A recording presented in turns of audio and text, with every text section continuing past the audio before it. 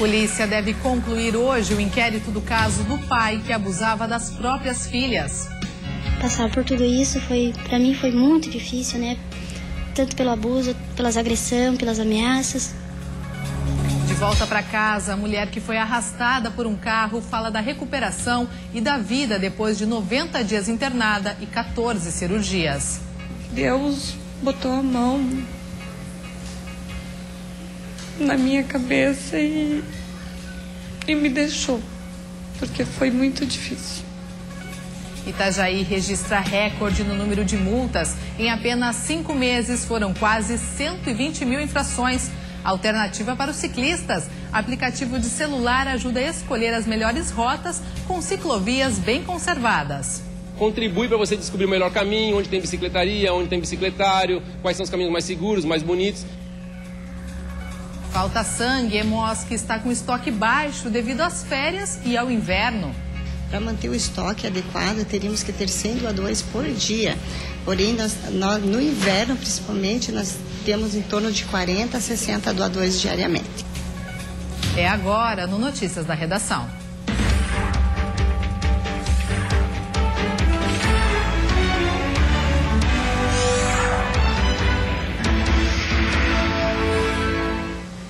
Olá, boa tarde. Deve ser concluído hoje o inquérito que investiga o caso do homem que estuprava as filhas em Rio Negrinho, no norte do estado. Os abusos aconteciam há quase 20 anos.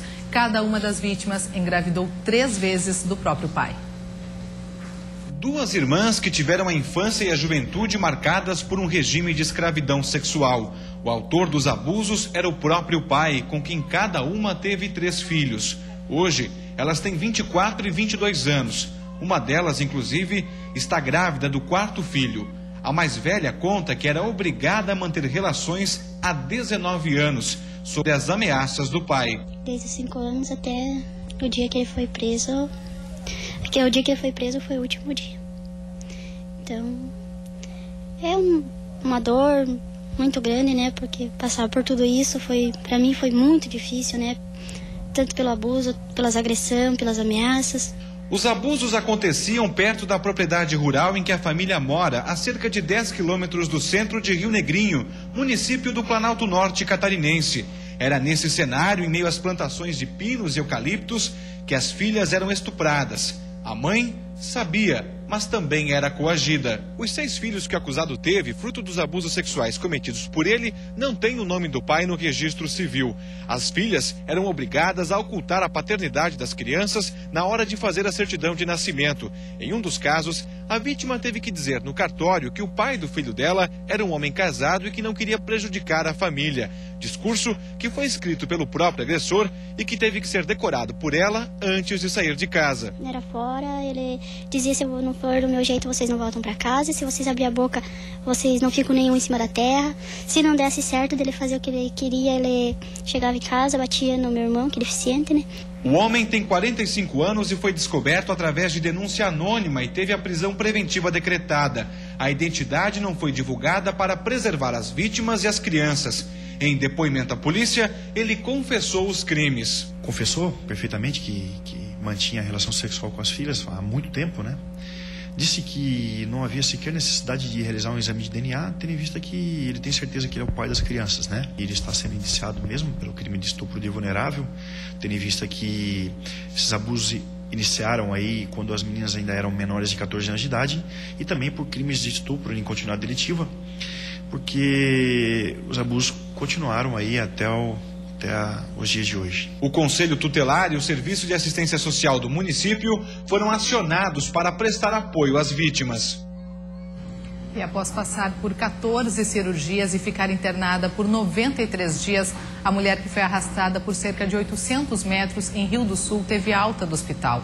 Ela chegou em casa em Lages, na Serra Catarinense, no final da tarde de ontem e conversou com a nossa equipe a respeito do acidente, da sua recuperação e falou também sobre o jovem que a arrastou.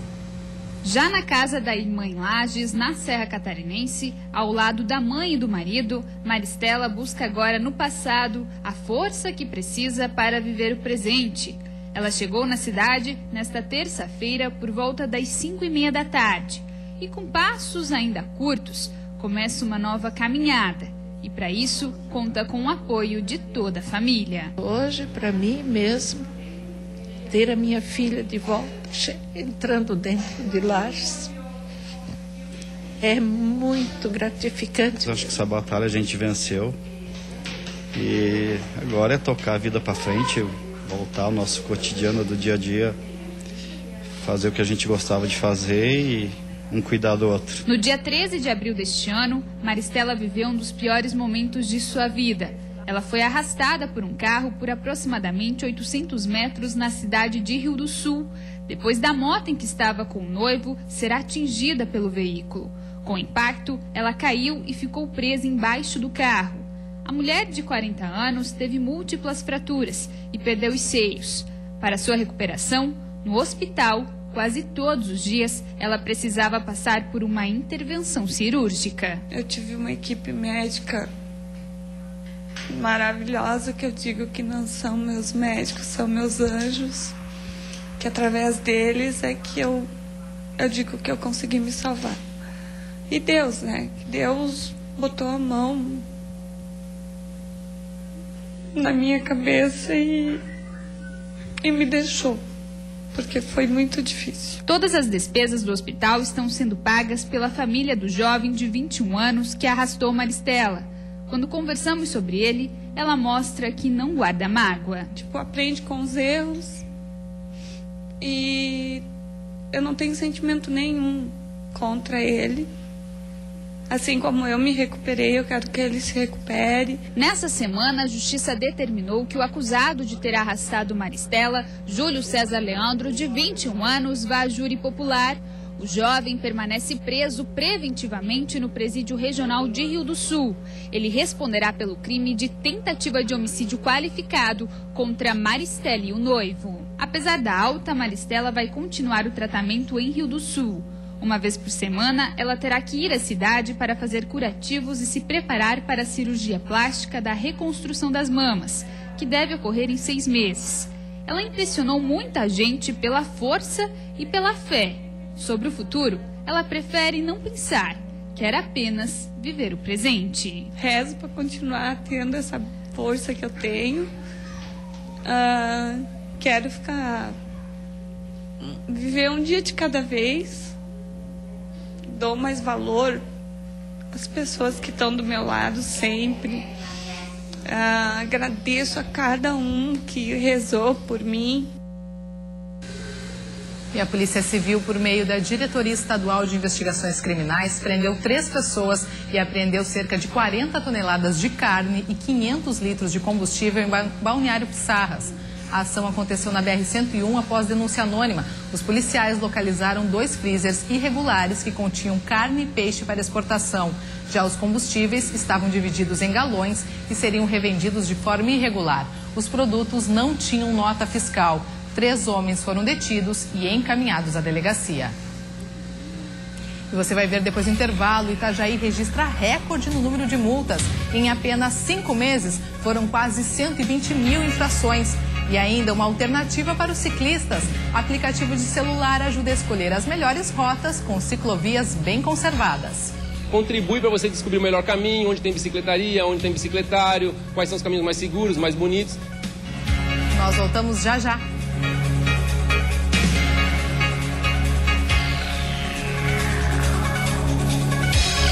Notícias da redação. Oferecimento. Estamos de volta ao vivo, agora 1h16. Vamos dar uma olhadinha como está o trânsito aqui na capital neste momento. Nas pontes que ligam Ilha e Continente, trânsito fluindo com tranquilidade tanto na Ponte Pedro Ivo quanto na Colombo Salles. Neste momento, 21 graus em Florianópolis. E as obras de duplicação da SC 403 no norte da Ilha de Santa Catarina foram retomadas ontem. Os trabalhos estavam parados há quase 2 meses, quando o governo do estado rescindiu o contrato com a empresa Espaço Aberto. A empreiteira responsável por dar continuidade à obra a partir de agora é a Plana Terra, terceira colocada na licitação. A segunda preferiu não assumir o trabalho. A empresa tem agora um prazo de 8 meses para encerrar a duplicação. Até a rescisão do primeiro contrato, apenas 6% da obra havia sido concluída. O governo do estado garante que a nova contratada só receberá o valor pelos serviços executados a partir de agora. A rodovia tem uma extensão de 5 quilômetros e é o principal acesso à Praia dos Ingleses.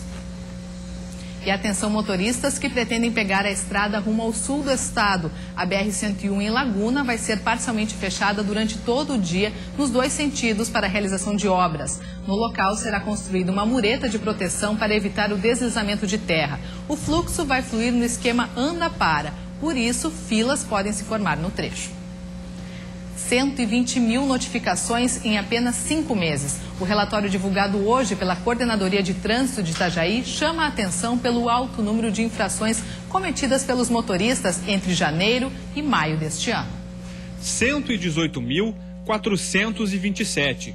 Este é o número exato de infrações de trânsito flagradas pelos radares de Itajaí de 1º de janeiro a 31 de maio de 2014.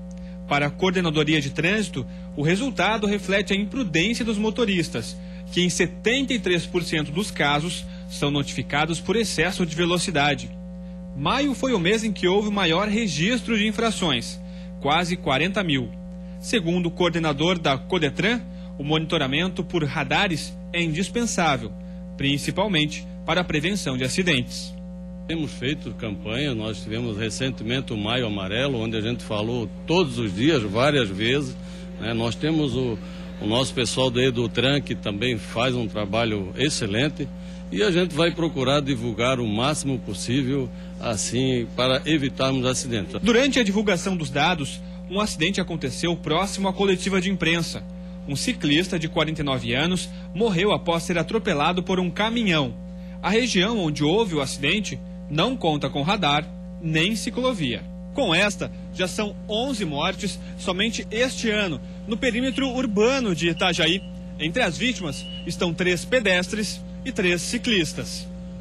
Pelas ruas da cidade, os assuntos monitoramento e acidentes de trânsito ainda geram opiniões diversas. Na verdade, eu acredito que é um começo, né? De alguma forma tem que se começar a resolver essa situação, né? Começando pelos radares, depois guarda-rail tem que pôr aqui, alguma coisa tem que ser feita, né? Da forma como está, vai acontecer sempre isso. É que, na verdade, os radares aqui em Itajaí, eles não estão nos pontos estratégicos de pedestre e de ciclistas. Às vezes tem radar em via que não passa, que pouca circulação de ciclista e de pedestre. Eu acho que é essencial que tenha, mas, pelo que estão vendo, não está surtindo muito efeito, né? Onde acontece acidente é onde não tem radar, né? O mais é onde não tem radar. Porque aqui, ó, nesse trecho não tem radar. É melhor, bem melhor. E com o trânsito complicado e estressante das grandes cidades, cada vez mais pessoas buscam meios alternativos para se locomover. Um deles é a bicicleta. E para quem decide largar o carro e pedalar, um aplicativo de celular promete ajudar na hora de escolher o melhor caminho. Florianópolis já foi eleita a capital mais saudável do país, muito graças à Avenida Beira-Mar Norte, que possui espaço adequado para caminhar e pedalar. Mas quando o assunto é o uso da bicicleta como meio de transporte, a situação é bem diferente. Quem anda diariamente de bike na capital catarinense reclama da falta de estrutura e principalmente respeito nas ruas. Se na Beira-Mar é fácil pedalar, o mesmo não se pode dizer em relação a outras ruas da cidade. A gente tem pequenos trechos em Florianópolis que são verdadeiras barreiras para o ciclista. Um exemplo é a SC405 para o sul da ilha, porque não tem acostamento, não tem nada, né? Um monte de buraco, não fizeram nem calçada lá, imagine se iam fazer ciclovia. Dividir espaço com carros, atravessar avenidas e se locomover dentro de grandes centros exige atenção. Mesmo assim, é grande o número de pessoas que quer usar a bicicleta para realizar as tarefas do dia a dia, mas tem receio ou não sabe por onde começar.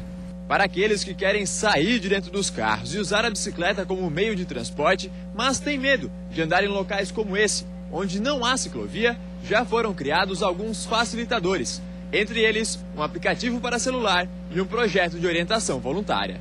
O Bicicletando é um aplicativo gratuito que indica as melhores rotas cicloviárias da cidade. Ele permite ainda que os usuários contribuam com informações de novas rotas e mantenham atualizadas as já existentes. É possível também marcar o trajeto percorrido e compartilhar com amigos. contribui para você descobrir o melhor caminho, onde tem bicicletaria, onde tem bicicletário, quais são os caminhos mais seguros, mais bonitos, tudo com certeza facilita. E a bicicleta sozinha não é a solução para a mobilidade, mas é uma peça fundamental e importante. Já o Bike Anjo é um projeto que une uma rede de voluntários com o objetivo de orientar as pessoas a andar de bicicleta conforme as leis de trânsito e saber dividir espaço com outros veículos nas ruas das grandes cidades. As pessoas geralmente só conhecem o carro, ou andar a pé, ou andar de ônibus. As três coisas estão meio difíceis hoje em dia, né? A bicicleta também não está tão fácil assim, mas é uma opção que as pessoas ainda têm para descobrir. E depois do intervalo, o plano diretor de Florianópolis volta a ser discutido a partir de hoje. Coqueiros será o primeiro bairro a receber a audiência pública. E ainda, férias e inverno fazem diminuir as doações de sangue em todo o estado. Para manter o estoque adequado, teríamos que ter 100 doadores por dia. Porém, nós, no inverno, principalmente, nós temos em torno de 40 a 60 doadores diariamente. Nós voltamos em instantes.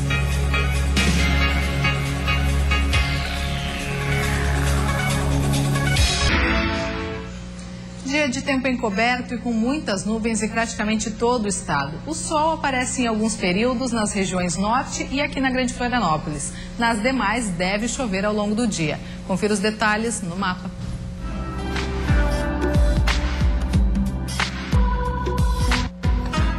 Na Serra, a temperatura não passa dos 17 graus e o céu fica encoberto e com chuva. Na região norte, sol com aumento de nuvens ao longo do dia. A máxima pode chegar aos 25 graus.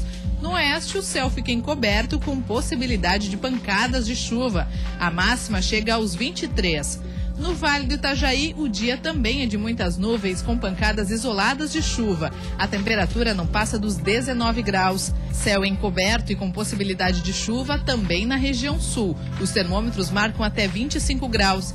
Na Grande Florianópolis, a nebulosidade aumenta ao longo do dia. A temperatura fica amena, variando entre 18 e 24 graus. E começam hoje os debates sobre o plano diretor de Florianópolis. A primeira audiência pública acontece no bairro Coqueiros, na região continental, a partir das 7 horas da noite, no Instituto Federal de Santa Catarina, o IFSC. No local, haverá a distribuição de um material didático com mapas explicativos, além de um debate e exposição sobre o novo plano. Na Biblioteca Pública Municipal e no Centro Comunitário de Coqueiros, estará acontecendo a distribuição do material técnico e dos mapas. De hoje até o dia 24 de setembro, as audiências públicas serão realizadas na capital, sempre às quartas-feiras, às 7 horas da noite. O banco de sangue do Hemosc precisa de reforço. Com a chegada do frio, a presença dos doadores diminui e o estoque fica comprometido. Nessa época do ano, as salas de espera por doadores de sangue costumam ficar vazias por mais tempo. Sobram cadeiras e falta estoque. Cenário que se repete por todo o estado. Entre os fatores que dificultam estão o período de férias e o frio do inverno. No inverno as pessoas desenvolvem mais doenças alérgicas, né? Então quem está com uma rinite, com gripe, já sabe que não pode doar sangue. Então, como nós moramos numa região bastante úmida também, então as pessoas ficam bem mais gripadas e desenvolvem bem mais alergias nessa época. Todos os tipos sanguíneos ficam com baixo estoque. No Hemocentro de Joinville, a carência maior nesse momento é por sangues do tipo O negativo e B negativo. Aqui, as doações caíram cerca de 50%. Para manter o estoque adequado, teríamos que ter 100 doadores por dia. Porém, no inverno, principalmente, nós temos em torno de 40 a 60 doadores diariamente. Os doadores precisam preencher um cadastro e passar por 2 triagens a cada doação. Todo esse processo até o fim da coleta de sangue dura em média 45 minutos. Evandro é motorista e doador há alguns anos. Ele começou a doar depois que amigos e familiares precisaram.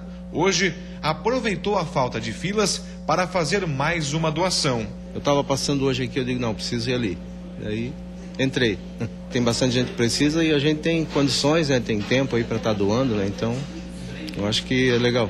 Para ser doador, é preciso ter entre 16 e 69 anos. Menores de idade precisam estar acompanhados de um responsável. Homens podem doar até 4 vezes por ano e mulheres até 3.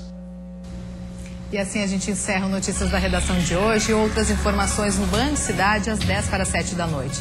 Uma boa tarde para você e até amanhã.